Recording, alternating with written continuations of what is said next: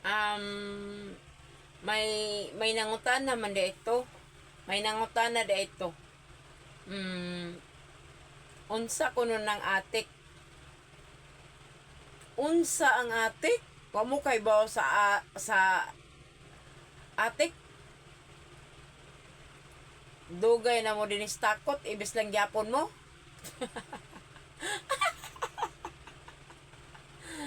Ang atik is kung managat ka sa laod nga bisag nakalumos-lumos ka nagsaom wala gyapon kay kuha, dili ka managat sa Facebook. O di ba? Facebook. Sa nga prangganidan isda na.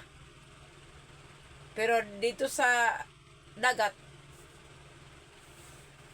dito sa laod, ang nangunang pangalan dagat.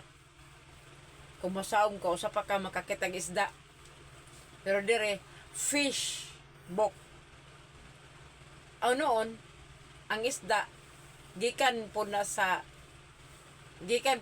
nakitaan sa kuan, sa libro. Kanang magbasa ka bag ka ng libro ba about sa laman dagat ba? Mo na siya, fish book. Charot. Kanang kuan ko, ang atik, kanang charot-charoton nimo ang tao ba? Yung charot-charoton ang tao na ang imong kaistorya serious kayo pero ang imuha day inamaw ra day imuha. Hintuo kayo sa imuha pero sa imong mga panulti pero dili day ito tinuod. Puro sandi ay na imuha pangulog-ulog ba sa iyaha ba? Ano siya tawag nga giatik-atik ka lang. Mutuo ka. Manana bisag mga gabok ka maistorya. Tungod kay serious ka ni kay pag-istorya, mutuo jud ka. Manay atik.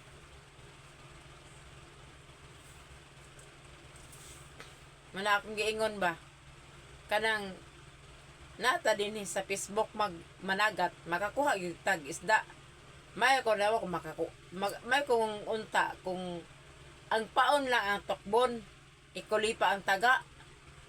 Kaunon man nastang taga, di makuha gyud. Ana ba bisig binutbot nimo nga masulti ba mutuo. Pero out ko na, di ko ganahan mutbot. Bad na. Kamu lang, okay lang. Makasalang sa Ginoo.